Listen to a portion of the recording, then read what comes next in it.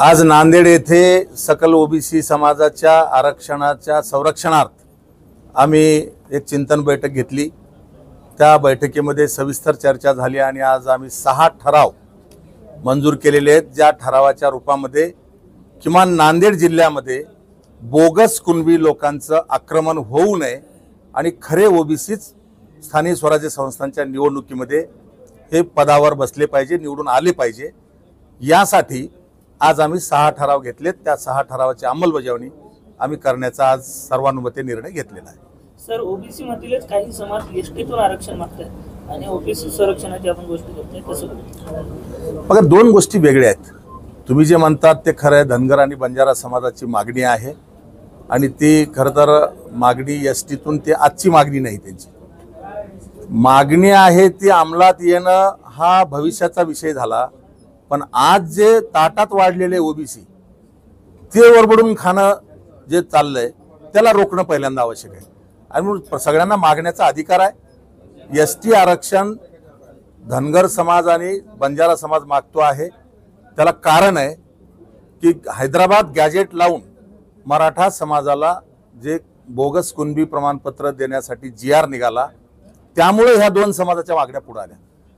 मुळामध्ये हैदराबाद गॅजेट कोण्याही एका जातीला लावता येत नाही, आपल्याला सांगितलं पाहिजे।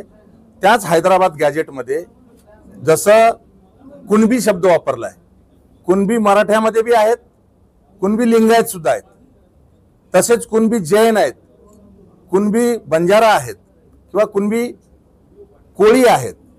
गॅजेट आहे माझ्याकडे आणि अशा प्रकारच्या एका जातीला तुम्ही गॅजेट लावला असेल तर तेच गॅजेट लावून धनगरांना एसटी दिलं पाहिजे, बंजारा समाजाला एसटी दिलं पाहिजे, धोबी आणि न्हावी त्याच गॅजेटमध्ये एससी मध्ये आहेत। मग ते गॅजेट लावणार असाल तर सगळ्यांना लावा, अशी त्यांची मागणी आहे। आम्ही जे 6 ठराव मंजूर केले, महाराष्ट्रात ओबीसी आरक्षणावर आक्रमण होत आहे त्यासाठी GR काढला, बोगस कुणबी प्रमाणपत्र वाटप सुरू आहे। परंतु राज्यात काय होईल त्यापेक्षा नांदेड जिल्ह्यापुरतं बोगस ओबीसींना शिरकाव करण्यापासून रोखण्यासाठी आम्ही आज बैठकीमध्ये 6 ठराव केले। त्यातला पहिला ठराव आमचा असा आहे की कुठल्याही राजकीय पक्षांनी बोगस ओबीसीला उमेदवारी देऊ नये। दुसरा ठराव आम्ही केलाय, मतदारांनी त्या प्रवर्गामध्ये बोगस ओबीसीला मतदान करू नये, ओरिजिनल ओबीसी उमेदवारालाच मतदान करावं।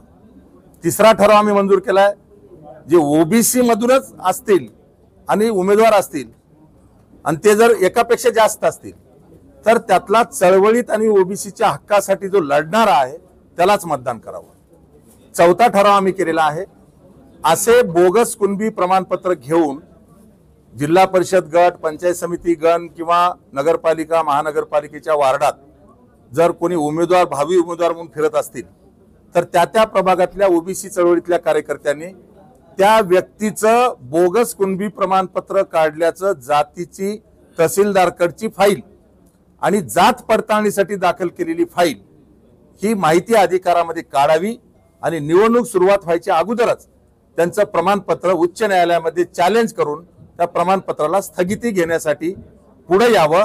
आम्ही जिल्हा पातळीवर 11 जणांचा एक फोरम करतो आहोत, आम्हाला संपर्क करावा, त्यांना आम्ही मदत करू आणि बोगस कुणबी जे येत आहेत त्यांना रोखण्यासाठी न्यायालयाचा आधार घेऊन आम्ही त्यांना रोखण्यासाठी प्रयत्न करू। हा आमचा त्याचा पुढचा ठराव आहे। मराठवाड्या ओबीसीचा मोर्चा आहे 29ला, काय आपली भूमिका त्यावर? 29चा मोर्चा मला माहिती नाही किंवा नेत्यांना पण माहिती नाही, किंवा 29च्या मोर्चाला शिवा संघटना म्हणून माझा पाठिंबा नाहीच। परंतु माझं छगन भुजबळ साहेबांचं बोलणं झालंय, भुजबळ साहेबांनी सांगितलं मी नांदेडला येणार नाही, मला माहिती नाही, हे तुम्ही प्रेसमध्ये सांगा। माझ्याकडे भुजबळ साहेबांचा टेक्स्ट मेसेज आहे, मी येणार नाही, प्रेसला सगळ्यांना सांगा असं मला त्यांनी सांगितलेलं आहे।